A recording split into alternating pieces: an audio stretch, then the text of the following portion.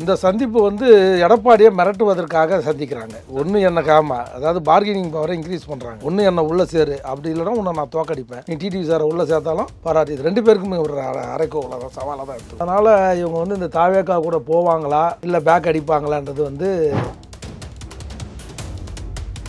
நான் உருவாக்கிய களிமண்ணை பிடிச்சி நான் பிள்ளையாராக உட்கார வச்சேன். இப்போ வந்து நான் திரும்ப அதை களிமண்ணை ஆக்கி காட்டுறேன்னு தான் இப்போ தாவேக்கா கூட விஜயோட கை கொடுத்து அந்த பிள்ளையார கரைக்க முடிவு பண்ணேன். ஆமாம், அது களிமண்ணுன்னு நிர்வகிக்கிறதுக்கு இந்த தீராத பழியை நான் தீக்காமல் விட மாட்டேன். எடப்பாடியை அனைத்து இந்திய அண்ணா திராவிட முன்னேற்ற கழகத்தில் வந்து அகற்றாமல் விட மாட்டேன் அப்படின்னு தான் இந்த சூழல் வச்சிருக்காங்க. அம்மா ஒரு 2-3 பேர் சொன்னாங்க. பேச்சுவார்த்தை போனது உண்மை. ஆமாம், இது வந்து இது பின்னணியில் வந்து இந்த அண்ணா திராவிட கழகத்தில் நிற்கிற அத்தனை பேரையும் நிற்க வச்சு டிடிவி எங்கெங்கே நிற்கிறாங்களோ, அதிமுக எங்கெங்கே நிற்கிறாங்களோ அங்கெல்லாம் வந்து தோக்கடிக்கிறதுக்கு இவங்களை கேண்டிடேட் போட போகிறாங்க. விஜய் அவர்கள் கூட சசிகலா அம்மையாரினுடைய அந்த கட்சியை வந்து கூட்டணியை வச்சு போட்டிடுறாங்க அப்படின்னா செலவுகள்லாம் எப்படி சார்? செலவு பண்ணுவாங்க. சின்னமாக வந்து அதெல்லாம் நீங்கள் கிட்டத்தட்ட 1000 கோடிக்கு மேலே. இப்போ விஜய் அவர்கள் கூட கை கோர்த்தாங்க அப்படின்னா ஆனால் ஃபண்டிங் ப்ராப்ளம் இருக்காது, சின்னமாக பார்த்துப்பாங்க. ஓகே, அவங்க நிற்கக்கூடிய கேண்டிடேட்டுக்கு மட்டும் அப்படி இல்லை, ஒட்டுமொத்த கேண்டிடேட்டுக்கு 234 தொகுதிக்கு அம்மா பார்ப்பாங்க. அந்த வெறி வந்துச்சு. இப்போ சின்னமாக வந்து வெறி பிடிச்சிருக்காங்க, வெறி கொண்டு இருக்காங்க. அவங்க இந்த 2-3 நாளோட பார்த்து எல்லாரையும் இப்போ விரைவில் வந்து பெங்களூர் புகழேந்தி, ராதா ரவி, நடிகர் ராதா ரவி. ஆமாம், நடிகர் ராதா ரவி, ஓகே, தானு, சினிமா நடிகர் தானு, இவங்கெல்லாம் வந்து சின்னம்மா ப்ரொடியூசர் தானு. ஆமாம், இவங்கெல்லாம் வந்து சின்னம்மானியில் கொண்டு வர போகிறாங்க. ஓகே சார், எத்தனை சீட்டு வாய்ப்பு?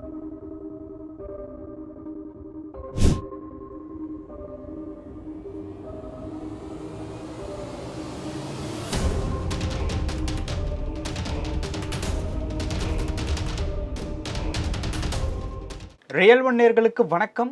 இன்று நம்மளுடைய நேர்காணலுக்கு திரு ஆவின் வைத்தியநாதன் அவர்கள் நினைச்சிருக்காங்க. சார் வணக்கம். வணக்கங்க. இப்போ சமீபத்தில் சசிகலா அம்மையார் அவர்களுக்கும் தாவேகா தலைவர் விஜய் அவர்களுக்கும் ஒரு சந்திப்பு நடந்ததா ஒரு எக்ஸ்க்ளூசிவான ஒரு தகவல் வந்து கிடைச்சிருக்கு. திரு ஆவின் வைத்தியநாதன் அவர்கள் அதிமுகவில் பல வருடம் வந்து பயணிச்சிருக்காரு. அது என்ன தகவல் அப்படிங்கிறத கேட்டு தெரிஞ்சுக்கலாம்.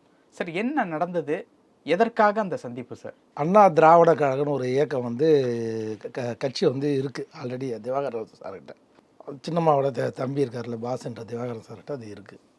அந்த கழகத்தை வந்து சின்னம்மா வந்து சிறையிலேருந்து வந்ததுக்கப்புறம் இப்போ நடுப்புற வந்து காலேஜ் அவங்க ஊரில் போய் சந்தித்து 2 பேரும் பேச்சப் பண்ணி அதை வந்து அம்மாவோட மெர்ஜி பண்ணிட்டார். அதை மெர்ஜி பண்ணிட்டாங்க. இப்போ அந்த அண்ணா திராவிட கழகம் வந்து பொதுச் செயலாளர் யாருன்னா திவாகர் சார் தான். அந்த கழகம் வந்ததுக்கு அவங்க புதுசாக ஒரு கட்சி ஆரம்பிக்க வேண்டிய அவசியம் இல்லை. ஆல்ரெடி அவங்க கையில் அந்த இயக்கம் வந்து லைவ்லேயே இருக்குது. எத்தனை தொண்டர்கள் இருப்பாங்க? அதில் ஒரு 1000 சில்லறை பேர் இருக்காங்க. அதுதான் ஒரு மெர்ஜி பண்ணார். சின்னம்மா கூட அக்காவை வந்து கழகத்தின் பொதுச் செயலாளராகவும் நான் தமிழ்நாட்டின் முதலமைச்சராகவும் ஆக்கிறது தான் என்னுடைய ஒரு ஒற்றை குறிக்கோள் என்ற ஒரு தார்மீக அடிப்படையில் அதை இணைச்சார். அவரும் அதை அறைக்கோள் எடுத்தார். அதுக்கேற்ற மாதிரி அம்மாவோட தொடர்ந்து சின்னம்மாவோட இப்போது பயணிச்சுட்டு இருக்காரு. எங்களுடைய தளபதி டிடிவி சாருக்கு அவருக்கும் இவருக்கும் 7ஆம் ஒரு கீரியும் பாம்பு மாதிரி. யாருக்கும்? திவாகரனுக்கும் அவருக்கும் டிடிவிக்கும். ஆமாம், அதனால தான் ஒரு மகளிர் அணி மாநில செயலாளர் வந்து சின்னம்மா போன வாரம் சந்தித்த உடனே கட்சி விட்டு கூட அவர் உடனே நீக்கினார். பொறுப்பில் வந்து எடுத்தார், கட்சி விட்டு கூட நீக்கினார் டிடி. அந்த அளவுக்கு அவங்க சித்தி மேலேயே டிடிவி சாருக்கு வெளியில் சித்தின்னு பாசமாக பேசினா கூட சாருக்கு வந்து உள்ளுக்குள்ளே திவாகர் மேலே இருக்கிற வெறுப்பு வந்து திவாகரனை வந்து கூட அம்மா சின்னம்மா வச்சுட்ருக்குறாங்க, தேகத்தள்ளி சின்னம்மா வச்சுட்ருக்காங்கன்றதுனால அந்த கோபம் அவருக்கு இருக்குது. அது இன்னும் குறைஞ்ச பாடாக இல்லைன்றது நம்ம அந்த நீக்கத்தின் அடிப்படையில் நம்ம தெரிஞ்சிட்டோம். நான் கடந்த காலத்தில் அவங்கள போய் சந்திக்கும் போது கூட 2-3 வாட்டி கூப்பிட்டு வான் பண்ணார். போவாத, அங்கே போவாத, உனக்கு மரியாதை இருக்காது, அசிங்கம் போடுனார். நம்ம அதையும் மீறி அங்கே போனோம். அவர் சொன்ன மாதிரியே தீர்க்கதரிசி அண்ணன் டிடிவி சார் சொன்ன மாதிரியே அசிங்கமும் பண்ணிட்டோம். இப்போது இந்த சந்திப்பு சார், இந்த சந்திப்பு வந்து எடப்பாடியை மிரட்டுவதற்காக சந்திக்கிறாங்க. ஒன்று என்ன காமா, அதாவது பார்கெனிங் பவரை இன்க்ரீஸ் பண்ணுறாங்க. ஒன்று என்ன உள்ள சேரு, அப்படி இல்லைன்னா உன்னை நான் தோக்கடிப்பேன், நீ டிடிவி சாரை உள்ளே சேர்த்தாலும் பாராட்டி. இது ரெண்டு பேருக்குமே ஒரு அரைக்கோவில் தான், சவாலாக தான் எடுத்துக்கணும். டிடிவி சாருக்கும் என்டிஏ கூட்டணி இல்லாமல் அவங்க மேலே வழக்குகள் பல இருந்தால் கூட அதையும் மீறி துணிஞ்சு அரசியல் காலத்தில் நீங்கள் இறங்கி வேலை பாருங்கள். தொண்டர்கள்கிட்ட சொல்கிறது, நீங்கள் போய் கரெக்டாக வேலை பாருங்கள். நம்ம ஒரு 20-25 தொகுதியில் நிற்போம், அதில் ஒரு 10 தொகுதியாவது நம்ம கண்டிப்பாக ஜெயிச்சு 10 சட்டமன்ற உறுப்பினரை அவங்க இலக்கு 20-25 தொகுதியில் நிற்க வச்சு 10 சட்டமன்ற உறுப்பினராவது இந்த வாட்டி கையில் எடுக்கணும்.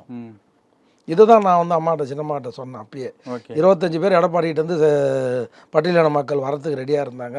ரிசர்வ் தொகுதியிலேருந்து ஜெயிச்சவங்க இப்போ திண்டிவனம், அதே மாதிரி மயிலம், அதே மாதிரி ஸ்ரீவில்லிபுத்தூர், இவங்கெல்லாம் வரத்துக்கு ரெடியாக இருக்கும்போது அம்மா சின்னம்மா என்ன சொன்னாங்கன்னா, வேண்டாம், அவங்க வந்து என்ன பண்ண போகிறாங்க, காலம் கடந்து யோசிக்கிறாங்க சின்னம்மா, இதுதான் சொல்லணும். அன்றைக்கி நம்ம சொல்லும் போது என்ன சொன்னாங்க, இப்போ 25 பேர் வச்சு நம்மனா ஆட்சியாக பிடிக்க போகிறோம், எதுக்கு அங்கேருந்து இல்லைம்மா அவங்க கடனாக இருக்காங்க, கொஞ்சோன்னு அந்த செலவுக்கான காசு ஒரு 1 கோடி 2 கோடிக்கு மட்டும் கேட்குறாங்க, அவங்க உள்ளே சேர்த்துக்கலாம்னா தேவையில்லை. அப்போ இவர் எம்ஆர் இருந்தார், எம்ஆர் மறைந்த அவருடைய மச்சன் இருந்தார், அவர்கிட்டையும் போய் சொன்னேன், எப்போ அதை கொடுத்து நம்ம ஒரு 25 எம்எல்ஏ நம்ம கையில் இருந்தால் தான் எடப்பாடி வழிக்கு வருவார் அப்படின்னு நம்ம சொல்லும்போது, நாங்களே என்னது அமலாக்கத்துறையில் வந்து 480 கோடி கட்ட வேண்டியது இருக்குது, ஃபைனு ஃபைன் அமௌண்ட்டு டிமானிசேஷன் அந்த இதில், நீங்கள் வேறு இப்போ போய் இவனுக்கு செலவு பண்ணோம் எம்எல்ஏ தூக்கலாம்னு சொல்கிறீங்க, அதெல்லாம் வேணாம் வைத்தி, நான் தூக்கின்னு வந்து நம்மனா ஆட்சியாக பிடிக்க போகிறோம் அப்படின்னு சின்னம்மா என்ன வார்த்தை சொன்னாங்களோ அதையே மறைந்த அம்மா சின்னம்மாவோட மைத்துனரும் அந்த வார்த்தையை சொன்னதுனால நம்ம வந்து அதை பண்ணிவிட்டு அப்புறம் ஜாஸ் சினிமாவை விற்று அந்த பணத்தை கட்டிட்டாங்கன்னு வச்சுக்கலாம் அமலாக்கத்துறை ஃபைன் அமௌண்ட். ஆனால் அவங்க பேரில் போட்ட அந்த எஃப்ஐஆர் வந்து இன்னும் நிலவையில் தான் இருக்குது.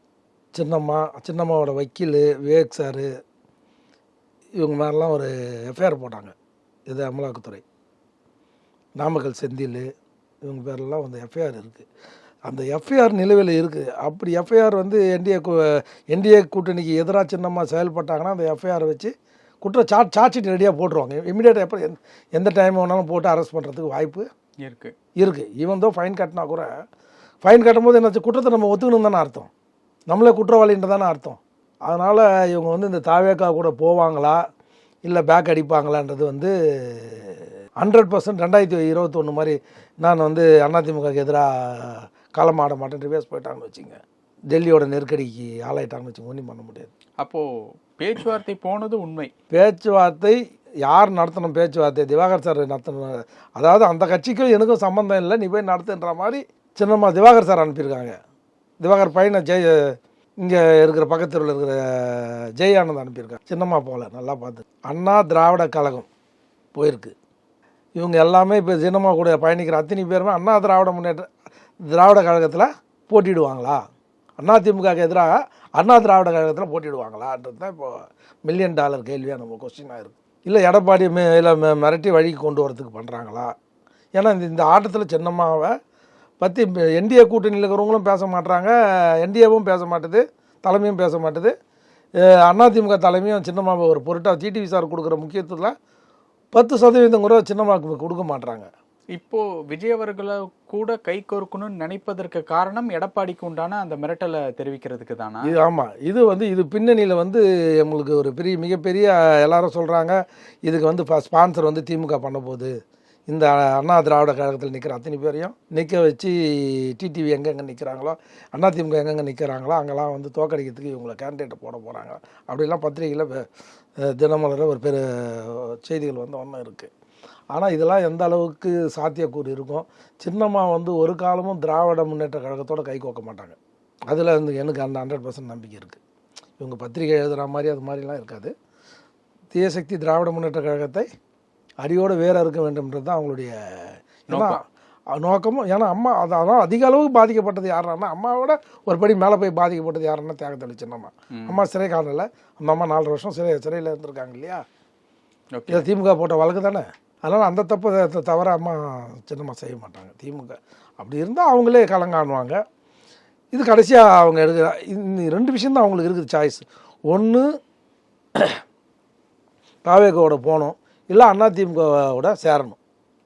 எடப்பாடி என்ன சொல்கிறாரு, ஒரு பிஆர்ஓ மூலிமா தூது அனுப்புறதுக்கு, அம்மா பின்னாடி எப்படி இருந்தாங்களோ அதே மாதிரி என் பின்னாடி இருக்க சொல்லுங்கள், நேரடி அரசியலுக்கு அவங்க வர வேண்டாம், அவங்க சொல்கிற 10 பேருக்கு நான் சீட் தரேன், இது ஒன்றும் இன்னும் பிரச்சனை இல்லை, ஆனால் நேரடி அரசியலுக்கு இனிமேல் அவங்க வேண்டாம் அப்படின்னு எடப்பாடி சொல்லணும்னா, அம்மா சின்னம்மா என்ன சொல்கிறாங்க, நீ ஒன்றும் அம்மா இல்லை உனக்கு வால் பிடிக்கிறதுக்கு, நான் உருவாக்கிய களிமண்ணை பிடிச்சி நான் பிள்ளையாராக உட்கார வச்சேன், இப்போ வந்து நான் திரும்ப அதை களிமண்ணை ஆக்கி காட்டுறேன்னு தான் இப்போது தாவேக்கா கூட நான் பிடிச்ச பிள்ளையாருன்னு சொல்லிட்டேன், எல்லாரும் பிள்ளையாருன்னு ஏற்றுக்கினீங்க, இதுக்கு இல்லை பிள்ளையார் இல்லை, இது மீண்டும் களிமண்ணு தான்றதை இப்போ நான் நிரூபித்து காமிக்கிறேன். இப்போ விஜயோட கை கோர்த்து அந்த பிள்ளையார கரைக்க முடிவு பண்ணாங்க. ஆமாம், அது களிமண்ணுன்னு நிரூபிக்கிறதுக்கு எடப்பாடி பழனிசாமி மீண்டும் களிமண் தானே. அது எப்போவுமே களிமண் தான்.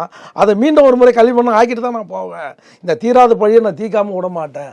எடப்பாடியை அனைத்து இந்திய அண்ணா திராவிட முன்னேற்ற கழகத்திலிருந்து அகற்றாமல் விட மாட்டேன். அப்படி தான் இந்த சூழல் வச்சுருக்காங்க. அம்மா ஒரு 2-3 பேரை சொன்னாங்க.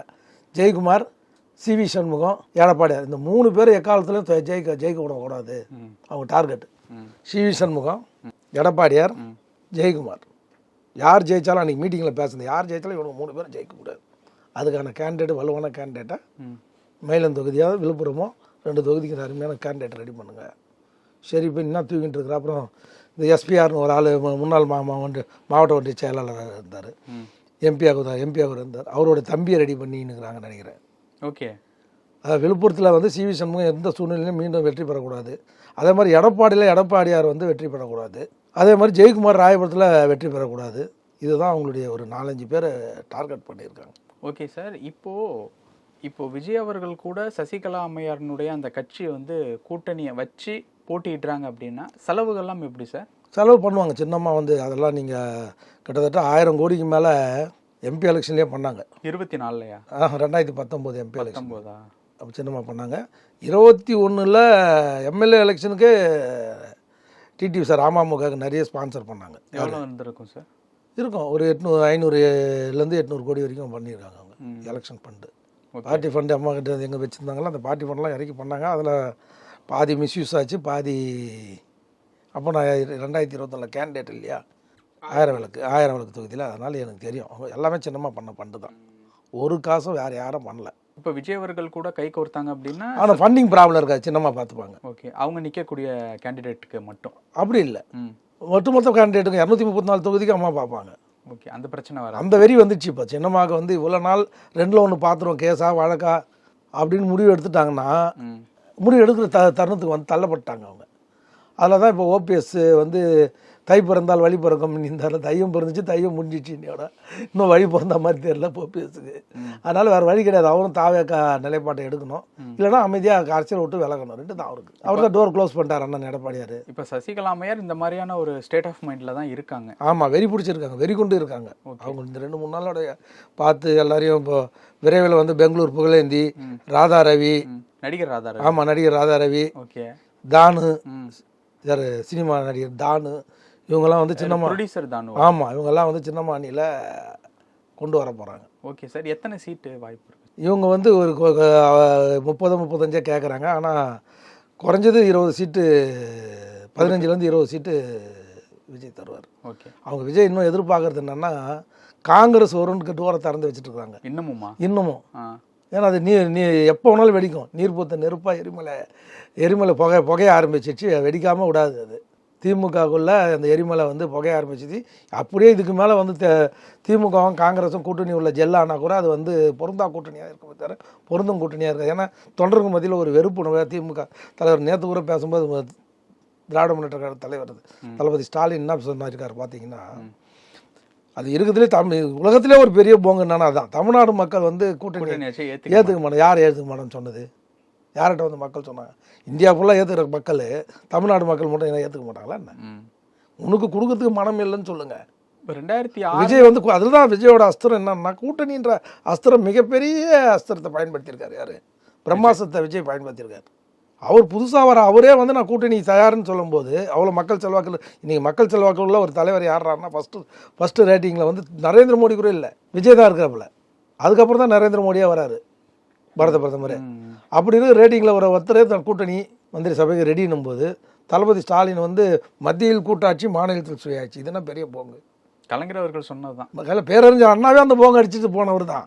இந்த திராவிட கழகமே இந்த மாதிரி ஒரு போங்கு. எல்லாத்தையும் கூட்டணி அவன் உழைக்கிறான், என்னுடைய கோ பார்ட்னரு, அவனுக்கு ஏதோ ஒரு 2 மந்திரி சபையில் 2 பேர் கொடுத்தா தான் அவன் கட்சியை வளர்க்க முடியும். பட்டி தொட்டிலாம் காலம் ஃபுல்லாக நீயே இருந்துன்னு நீங்களே சாப்பிட்டுருந்தா அவனை உங்களுக்கு ஓட்டு போகிறது மட்டும் வந்து வேலை செய்யிட்டு போய் கம்முன்னு உட்காந்துருப்பான, கதர் சட்டை போட்டுருக்கேன், சொகா கிஷன் திரிவானா கதர்காரன். அதெல்லாம் இல்லை, இப்போ தெரிஞ்சிட்டாங்க. ராகுல் காந்தி ஒரு சகோதரன் நேற்று பேசுகிறாரு, என் உடன் பிறந்த சகோதரியே விட்டார். யாரா? தளபதி அழகிரிய. அவருக்கு என்ன நேர்ந்ததுன்னு நம்மளுக்கு தான் தெரியும். உள்ளுக்குள்ள என்னன்னா தளபதி அழகிரிய எப்படிலாம் போய் நாசம் பண்ணி இன்றைக்கி முடக்கி இந்த மன உளைச்சல் அவர் பையன் கோமாக்கு போனது தான் மிச்சம். துரை தயாநிதி கரெக்டு தானே, கோமாலேருந்து இன்னும் மீண்டு வரல. அதுக்கப்புறம் போய் முதலமைச்சர் வந்து போய் பார்க்குறாரு, ட்ரீட்மெண்ட் போய் விசாரிக்கிறாரு, அதெல்லாம் வேறு ஆஃப்டர் தாட். மிகுந்த அக்கறை எடுத்துக்கிறார் மனு முதலமைச்சர், அதெல்லாம் அவருடைய பர்சனல் லைஃப்பில் நாங்கள் தலையில்லை. இருந்தால் கூட எப்படிப்பட்ட அழகிரி, தென்மாநிலத்தின் சிங்கம், அரசியல் இன்னைக்கு ஓரம் கட்டப்பட்டு ஒதுக்கப்பட்டு அவருடைய ஆதரவாளர்லேருந்து மன்னன்லேருந்து எல்லாருமே, தளபதியிலேருந்து மூர்த்திலேருந்து எல்லாருமே தளபதியோட ஆதரவாளராக இருந்தது தானே, அழகிரியோட ஆதரவாளராக இருந்தவங்க தானே. இன்றைக்கி அவங்களாம் வந்து இவரோட ஆதரவாளரை மாற்றி அவரை ஓரங்க விட்டு அசிங்கப்பட்டுன்னு மனக்குமுறலோடு தான் இருக்கார். ஓகே, நான் எதுக்கு சொல்ல வரேன்னா, அந்த சகோதரனுக்கு அதுதான் நேர்ந்ததுன்னு சொல்ல வரேன், இந்த சகோதரனுக்கு அதுக்கு மேலே நேரம்னு சொல்ல வரேன். ராகுல் காந்தி மூத்த சகோதரனுக்கு அதுதான், இவர் இளைய சகோதரன். இன்னும் இது பேசி பேசி திமுக பேச விட்டா பேசி பேசி குழந்தை பெற்றுருவாங்க அவங்க எல்லாருமே. திமுக வந்து அந்த நிலமையில தான் இருக்குது. அதனால் அவங்க இவ்வளோ நாளும் கூட்டணியில் இருக்காங்க, மத்தியில் உங்களுக்கு பக்கபலமாக இருக்காங்க, உறுதுணையாக இருக்கிறாங்க.